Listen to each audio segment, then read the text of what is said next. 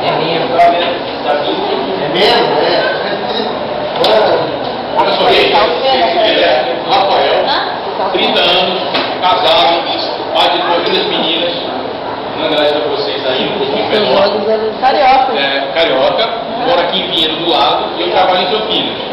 Eu trabalho, para que vocês possam entender, eu trabalho na Visanet, que é a empresa que faz a adquirência da bandeira Visa, cartão de crédito, tranquilo? Aqui no Brasil. Então, se você tem um comércio que é aceitado Visa como forma de pagamento, você só consegue fazer isso através da Visanet. E o meu trabalho é esse, eu sou assessor de relacionamento comercial. Então, eu cuido de estabelecimentos comerciais como um todo de Campinas e região. Só para vocês terem o meu trabalho. Legal? E eu estou vindo aqui representar a JASP. O que é JASP? Chama-se Junior Achievement São Paulo. Eu não vou nessas expressões de inglês, não. Junior Achievement se verificaria em português, uma tradução livre, realização jovem. Por isso eu digo com vocês hoje, por vocês serem jovens. O que faz essa espécie de ONG ou fundação? Ela trabalha com a educação corporativa, colocando economia, noções de empresa para vocês que estão com 17, por aí mais ou menos. A média. Já estão trabalhando ainda não? 21 já? Opa, tem tempo, né? Que nem eu também. 21? E aí o que acontece? Hoje, para vocês possam entender, a gente está comemorando a Semana Global do Empreendedorismo. O que significa isso? É um movimento que é realizado simultaneamente em mais de 90 países do mundo. E esse movimento ele tem o objetivo de disseminar a cultura empreendedora para desenvolver as regiões. Então, o que eu vim fazer aqui hoje é bater um papo com vocês sobre empreendedorismo. Então, se tiver dúvida, levanta a mão, fala, pode interromper, não é aula, não é prova, não é nada. Legal? Espero que seja aí um bate-papo de 40 minutos, bem proveitoso. E para falar de empreendedorismo, eu poderia explicar para vocês como abrir uma empresa, como montar uma empresa, mas eu acho que não é por aí. Eu vou dar para vocês, falar um pouquinho do meu exemplo, enquanto pessoa, enquanto profissional, de que maneira eu sou empreendedor na minha vida, e espero que isso, embora não seja exemplo para ninguém, acabe fomentando em você essa vontade de ser empreendedor, enfim, de trabalhar por conta própria, esse tipo de coisa. Então, eu vou começar falando de como começou a minha história. Falei para vocês que eu sou carioca, né? Então, eu morava lá no Rio de Janeiro, na praia, vocês estão vendo aquela novela Primeira Vida, eu morava ali perto. E aí o que aconteceu? Eu estudava Direito, fazia faculdade de Direito. E aí, o cara que faz faculdade de Direito faz estágio e trabalha no fórum. E lá eu conheci a minha mulher, que já era advogada. Então ela era advogada, trabalhava no fórum, ia ao fórum, e eu como estagiário também ia ao fórum. E aí aquelas histórias, se conhece no corredor, corre atrás, tchau, deu tudo certo. E aí eu casei em 2004, morava no Rio também com ela é paulista. E aí em 2005, logo depois eu casei, no começo do ano, me deu um alô, eu quero ganhar dinheiro. Quero ganhar dinheiro, e aqui no Rio, se eu continuar, não vou ganhar dinheiro. E aí eu já estava casado, então estava pensando em ter uma família, por que não criar os filhos no interior de São Paulo, que é muito mais tranquilo, que é muito mais fácil. Então o que eu fiz? Eu dei uma de louco. E aí vocês vão perceber que isso é ser empreendedor. Empreendedor é o cara que faz acontecer. Eu peguei a minha mudança, não tinha... Os pais dela moravam em Vinhedo, mas eu não conhecia muito bem a cidade. Então eu falei assim, vamos botar a mudança no caminhão que leva 3 dias, primeiro que é mais barato, sem dúvida nenhuma. E segundo que eu tenho que encontrar uma casa, para quando o caminhão chegar lá, ter onde botar os móveis. A ideia foi essa. Então, antes da mudança, consegui chegar em Vinhedo, deu tudo certo, e aí eu falei para vocês, a minha formação era formação jurídica, e minha mulher abrimos um famoso escritório de advocacia na cidade. Uma cidade pequena, sabe como é que é, muito corporativismo, muitas corporações, Lion, rótulo, maçonaria, até que tranquilo para vocês, entendimento dessas coisas todas, legal? Tá. E aí, resumindo, o que acontece? Na cidade do interior, numa cidade pequena, se você não nasce na cidade, você nunca vai ser um cidadão.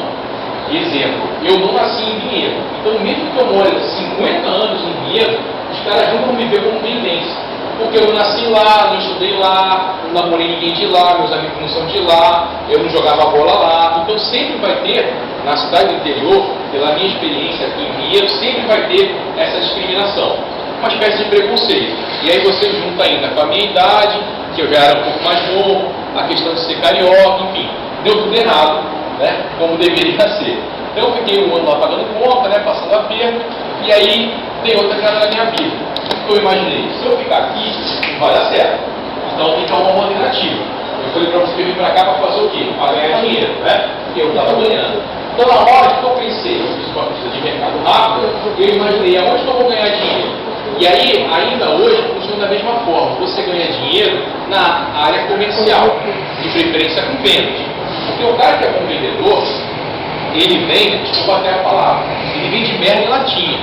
E o cara que compra está fazendo excelente negócio, pede para comprar segundo. E eu tinha esse dom. Então eu abandonei a minha formação, não abandonei, porque nunca abandona, né? Mas eu tirei o foco da minha formação, que era jurídica, eu falei para você, e fui para a área comercial para poder trabalhar com venda. Peguei a minha mulher, que estava no meu escritório, e o que acontece? Era eu e a mulher. Vocês imaginam, quando a gente brigava em casa, no escritório os sócios estavam brigados.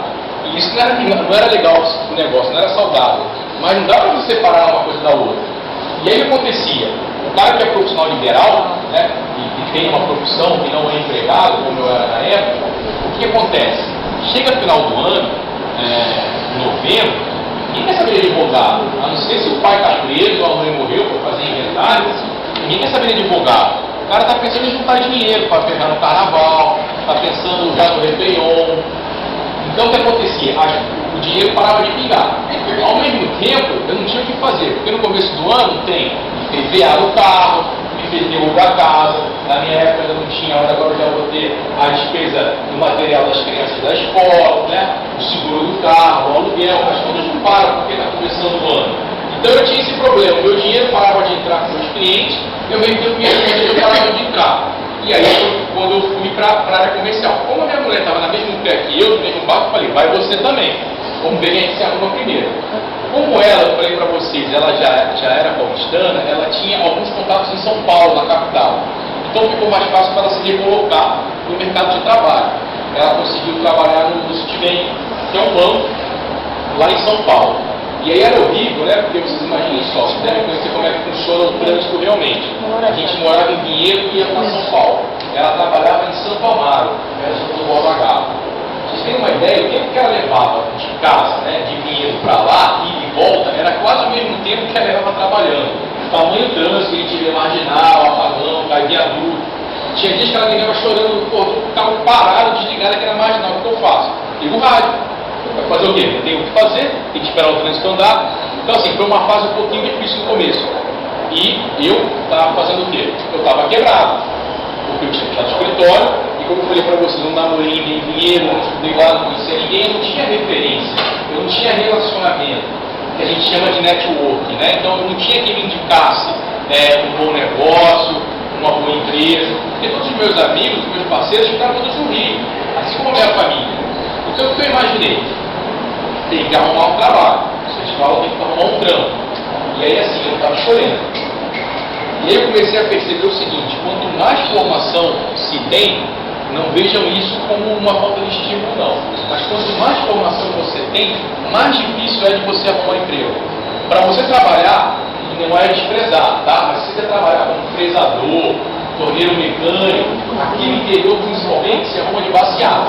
Agora, advogado, médico, professor, área comercial, bancário, é muito mais complicado. Porque quanto maior a formação, parece que mais dificuldade eles colocam e menor a quantidade de vagas. Mas nem assim eles podem existir. Eles têm que estudar cada vez mais, porque se um lado fica mais difícil, o outro fica mais fácil. A gente vai ver pelo final. E aí o que aconteceu? Como eu não conhecia ninguém, eu pegava o quê? Até para vocês verem aqui, ó, parece até que foi combinado. Está aqui no meu jornal, na minha mochila. Toda segunda-feira eu pego isso aqui, que é o classificado de emprego. Mas, pô, você não está empregado? Estou, hoje, mas eu não sei amanhã. E hoje eu ganho X. Se amanhã o cara me oferece X e meio, eu vou para lá. Nesse ponto eu sou bem mercenário. Você não tem que se pegar essa coisa. Então, o que acontecia? Eu comprava um jornal, Correio Popular, jornal de concurso, que tivesse aí papel e eu estava pegando, porque eram oportunidades que eu teria de me recolocar. Então eu pegava, fazia uma função de semana, entrava na internet, Emprega Campinas. Vocês conhecem o site Emprega Campinas? Conhece?